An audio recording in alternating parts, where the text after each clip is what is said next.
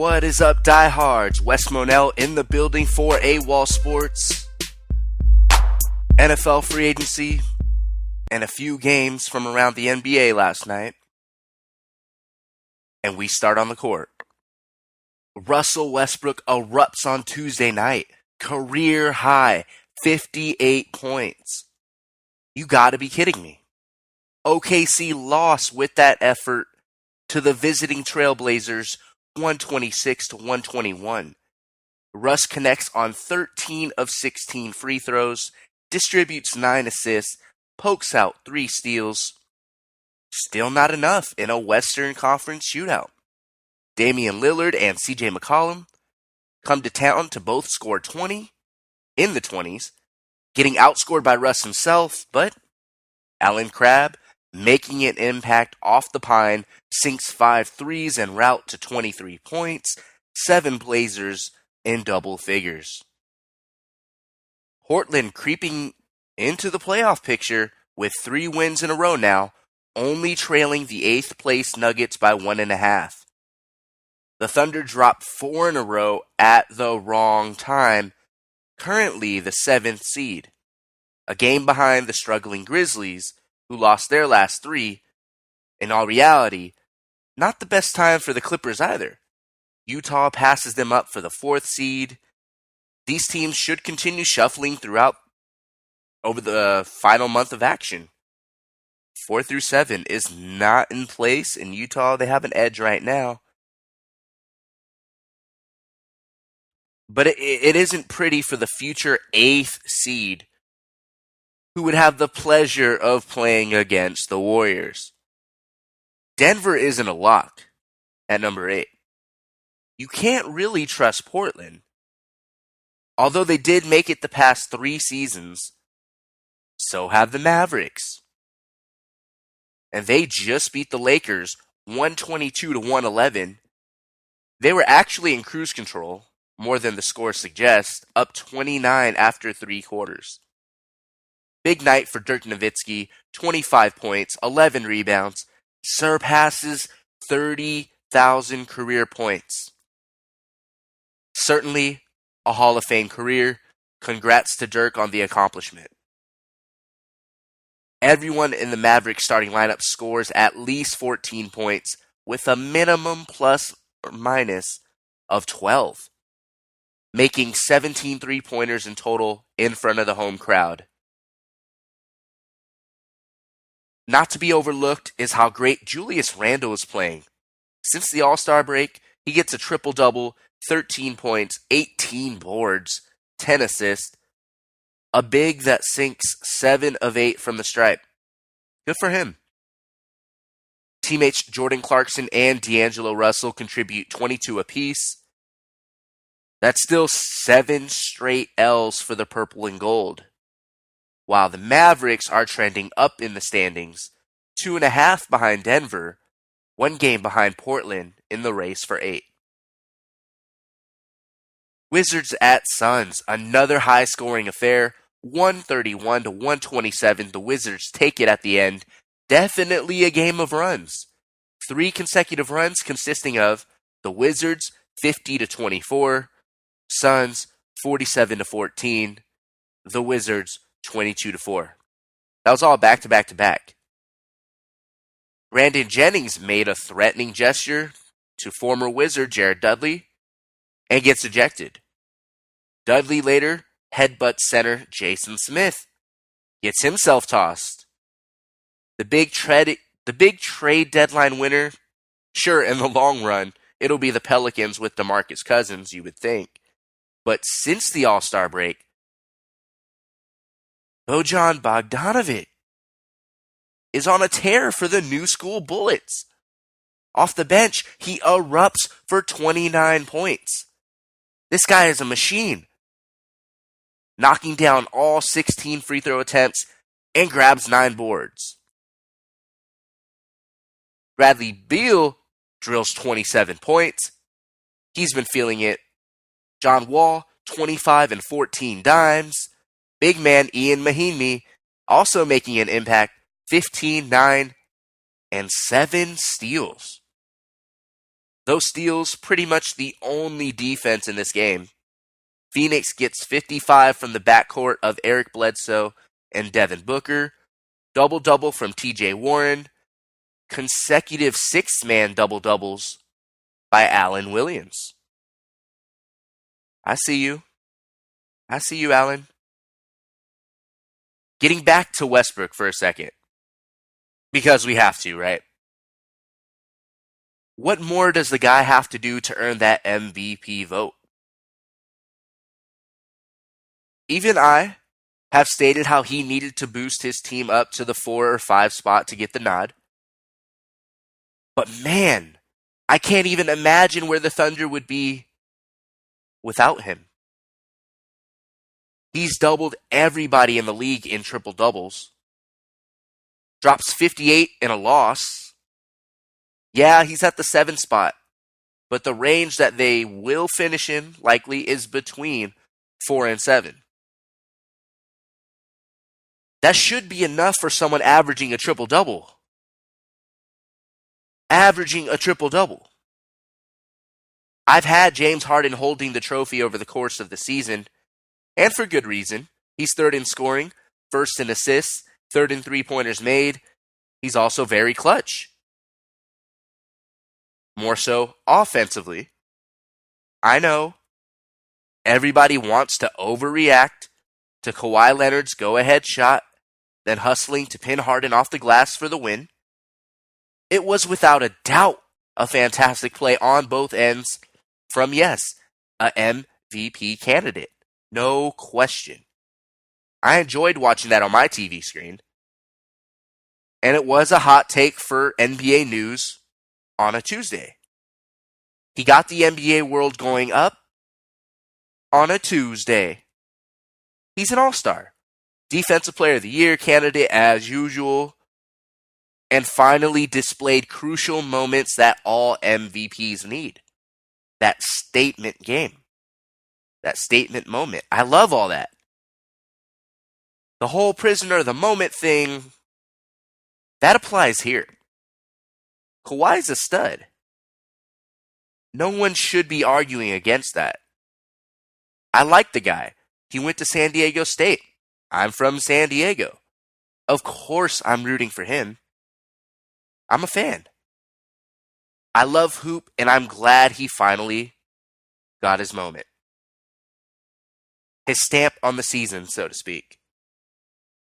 Just realize that there's been so many memorable accomplishments from Westbrook and Harden that we've already forgotten the half of them. Seriously.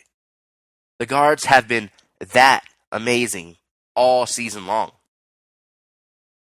That much more amazing than anybody else in the game. Which is why the MVP award should be a two-man race, and that's between the former teammates. Leonard is going to get his. He's going to make first team All-NBA. Along with these guys. Even without the so-called voter fatigue, even without that. By the way, the majority of voters are a joke in every sport. Don't get me started with Terrell Owens being denied the Hall of Fame. Different story for a different day, but to touch on it a little bit. Actually, I don't have much to say about that. Other than it's only a matter of time before he gets in, and I'm not worried about him not getting the vote. It's just annoying that the media takes it personal, puts themselves into the equation, tries to make a statement, so his entrance is eventual, and that's whatever. It's eventually going to happen. It's a part of life, and just as long as he gets in, I'll be at peace knowing that day will come. Not to carry on that tangent, but I preface that to say that likable players win votes. Westbrook goes Rambo, has his own flair. I think he'll get robbed. I'm officially changing my vote from Harden to Westbrook. Really, I've had them as 1A and 1B throughout, with the next guy a slightly distant third being LeBron James. I'm well aware that he's playing the most minutes in basketball.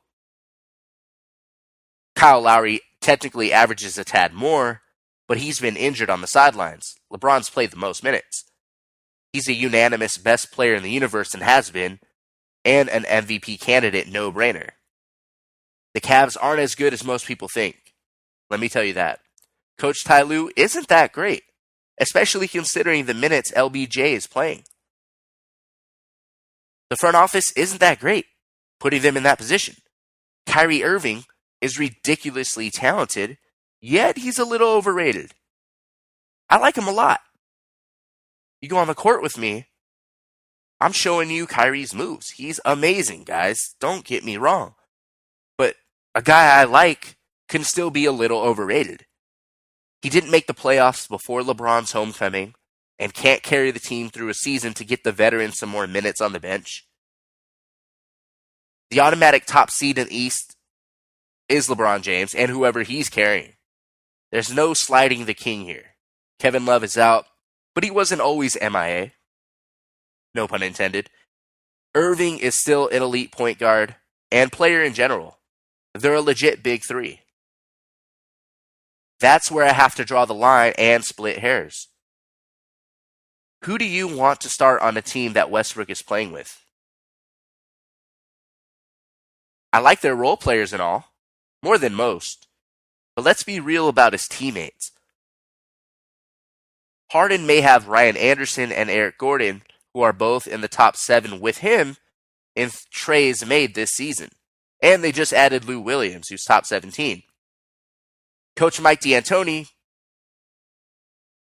hands Harden the same keys he once gave to Steve Nash, and he's flourishing in that role. Houston did the smart thing to surround their playmaker with shooters. And they're winning, and they're third in the West. OKC, not so much. And when you really think about it, if all of these teams are making the playoffs, following the lead of their star players, Westbrook has 9 less wins than Harden right now, and 7 less than LeBron. Aren't those teams better? I kept thinking about different aspects to look at this, to compare, to differentiate this MVP race. And I'm coming to the conclusion that 7 to 9 more wins isn't enough for me to vote for those guys over Mr. Triple-Double, the first since Hall of Famer Oscar Robertson. 7 to 9 more wins. Is that really a big deal? So breaking it down that way, how could you not concede the award to Westbrook? And referring to the game where they just lost, I hear how, on the media, how Westbrook put up 30 more shots than any teammate in the 58-point game where they lost. It's not strictly a box score thing. Do these critics watch the game? I couldn't tell you that. You know I can't stand lazy reporting, lazy analysts, and that's most of them. If you don't know, now you know, all right? Look, from someone that played AAU my entire life, pulled up as a freshman and a 3-year starter in high school, junior college, went back to coach varsity at my alma mater. A few years later, left to coach at a brand new school, and I still give private basketball training to this day. All ages, and if you only knew, that's a very true statement. I've played a lot of minutes. Former point guard, lived in the weight room, was never outworked, developed a good shot, but I didn't shoot the most because that wasn't how I thought my team could win. Not the greatest shooter in the world. That's Steph Curry, Larry Bird. But in short, I don't want to talk about myself too much, but just trying to give you background as to why I feel this way, coming from a point guard that had a different mindset. Junior year of high school, I didn't shoot a ton. Yet, I was efficient, and I made the 4th most threes in San Diego County that year. I believe it was back in the 03-04 season. Like I said, I didn't shoot a whole lot because that wasn't how I thought my team could win games.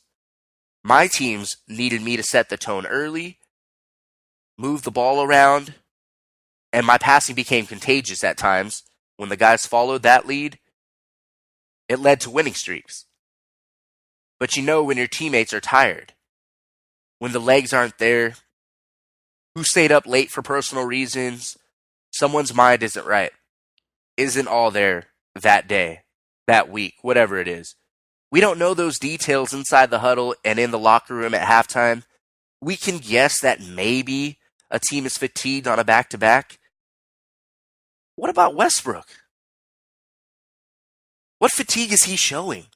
Let alone completely taking over not just a few nights throughout the season, but better than anybody else in the league this season. Routinely. Enes Kanter just came back. He missed time. The newly acquired Bulls have to find rhythm to assert themselves in the rotation. Taj Gibson, Doug McDermott. A player that I like, Steven Adams, is a tough, solid player. Victor Oladipo got traded for a reason.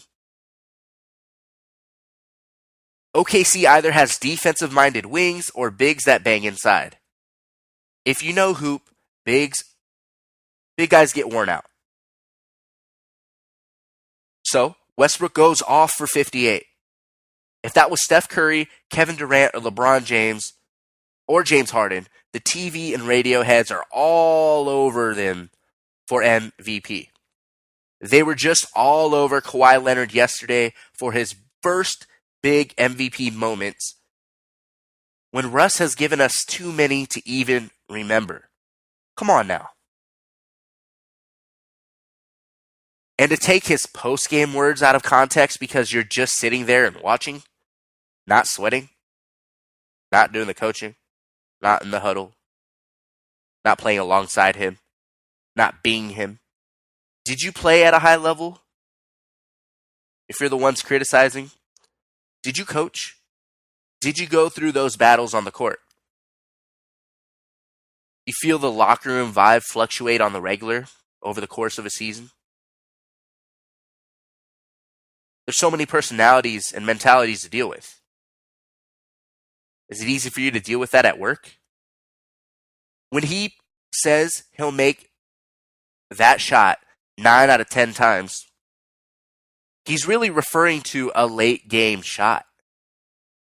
There was 12 seconds left in the game. He missed a three-pointer. Yeah, we all want our shots to go in. The show must go on. He's not talking about making 9 out of 10 trays. It was a statement about a clutch basket. Get it right. Stop treating him like the T.O. of basketball. He's not at home doing sit-ups. Didn't even go there. Come on. He's not doing that even. Let these personalities be who they are. The world would be extremely boring if everyone was the same, all robotic, a bunch of zombies. None of that. Appreciate the diversity. And I'm not a guy that's all about being politically correct. But the story today should be how mentally strong, physically fit,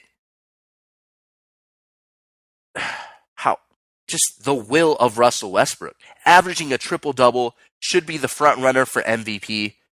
Is it too soon for the media to get off of Kawhi's celebration? Too soon?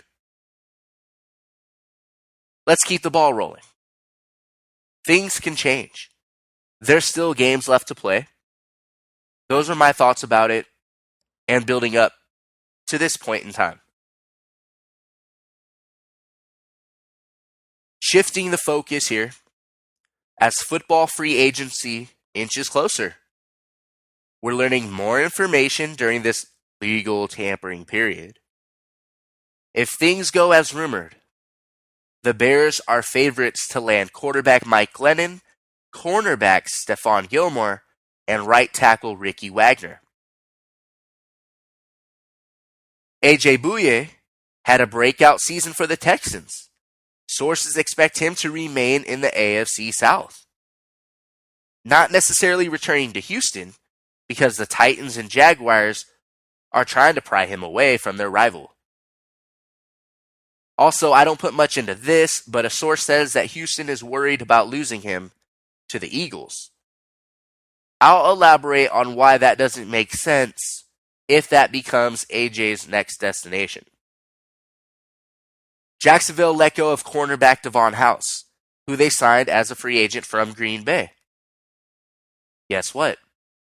The Packers are talking to him about reuniting. And I think it probably should happen. It'd be best for both teams. Green Bay didn't want to lose House a couple off seasons ago. Tremaine Johnson recently slapped with the franchise tag for a second straight off season, reportedly on the trade block. The first team linked to the standout corner is Cleveland. It wouldn't be the worst thing in the world to pair him up with Joe Hayden. That's a way to turn things around, at least defensively. There was a rumor out there that Kenny Britt signed with Philadelphia. His agent denies any deal. At least right now. Also, that Alshon Jeffrey arrived in a Philadelphia airport. There was even a passenger that took a picture of the big wide receiver, and it's online somewhere. I saw it. The Eagles would absolutely need to release some players to create cap space for one wideout, let alone two. That's kind of why I'm like, really? Booyah? Not happening. Not all these guys. Not every team can be linked to every player and sign every player. For Deshaun Jackson services, the Eagles, yes, of course, they're interested. The Cowboys are as well. They've been on the other end of his greatness. But both of those teams are strapped for cash. I don't know how that's going to work.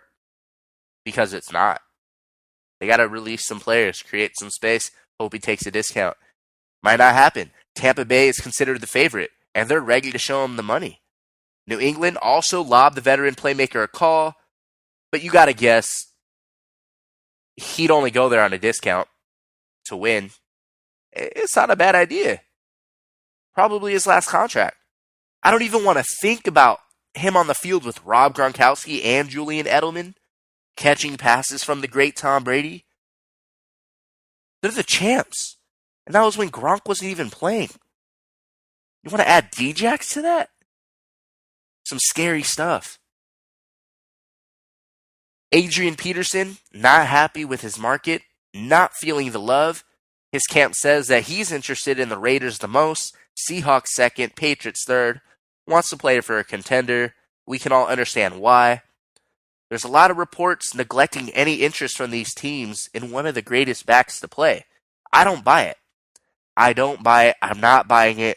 I think maybe he's getting the cold shoulder when things can't become official, and maybe a little hardball so he can take less money than he's accustomed to. And he might have to look at another veteran. Look no further than Brandon Marshall. B. Marsh wanted to stay in New York, and he will, signing with the Giants at $6 million per year, a 2-year deal, creating a tandem with Odell Beckham Jr. I'm not sure that you want more pass attempts for Eli Manning. That usually results in him throwing top 10 picks. Nonetheless, OBJ and B. Marsh sounds pretty nice. It'll be fun to watch. Kyle Shanahan and the rebuilding 49ers bring a familiar face to the Bay, at least familiar to Shanahan. Wide receiver Pierre Garçon becomes a starter for them. Washington loses him, but they do re-sign Vernon Davis and turn their attention to free agent D-tackle Dontari Poe. Darrelle Revis supposedly seeking $8 million a year. I don't know if he's going to get a 2-year offer. Nonetheless, this looks like his final contract. One GM that remains anonymous, I wish these guys put their names on it. He says that he wouldn't take Revis for free. Must be listening to DJ Khaled. For free. Great.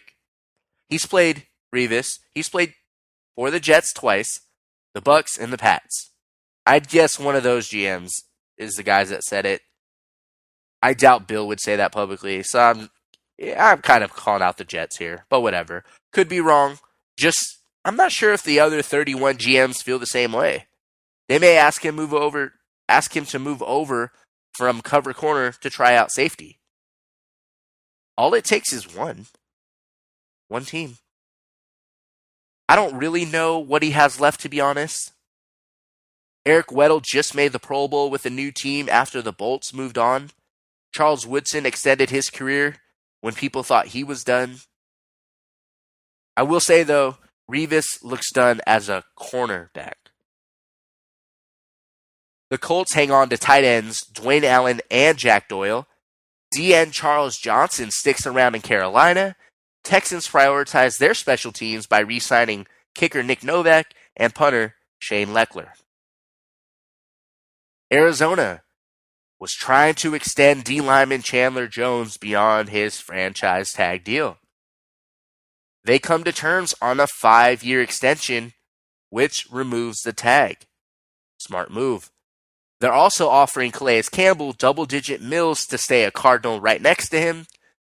They're talking to corner Prince Amukamara about joining the team, beefing up an already good defense, and they've already re-signed tight end Jermaine Gresham. The Chargers purge some contracts. Lineman DJ Fluker, receiver Stevie Johnson, and cornerback Brandon Flowers. Gone, and gone. Someone they actually do keep, safety Jaleel Adai. It's been a special teamers for them. And then the Cowboys, they keep wideout Bryce Butler. DeMarcus Ware met with the Broncos but will test free agency. Maybe he wants more money than they're initially offering. Maybe he lets them know what he's getting offered, the dollar figure out there, and then maybe, they work out a deal for him to stay. Other options, and this is my thinking here, he could return to Dallas, who needs another pass rusher. He would be a little cheaper. Cheaper option for the cap-strapped Cowboys. Return there, maybe. He could follow Wade Phillips yet again. He played for him in Dallas, played for him in Denver. He could follow Phillips over to the Rams. That's another option. Wednesday, tonight, 9 p.m. Pacific, midnight on the East Coast. NFL free agency officially begins. News will separate itself from the rumors. Headlines will be made. Some of you diehards will be stoked to have new additions. Others might be a little bummed out. Some will gladly bypass the big names and look forward to the draft. Just remember, there will always be multiple waves of free agency. Sometimes the veterans get picked up in the second and the third waves. Teams are waiting to pounce on cap casualties from rivals and so on. Guys are going to get cut, and other teams are going to want some of them. Especially the established veterans that may be still productive, but they might get cut because they're not producing at that high salary figure they once produced at, but still productive. So there's waves of cuts. Exciting time to be a sports fan. The NFL offseason picks up. The NBA heating up with the awards on the line and the playoff picture taking shape. Thank you, diehards, for letting me compliment your other sources for sports news and analysis. I'll continue to keep you in the loop and dish out the diehard truths. Take it easy. I'll see you next time.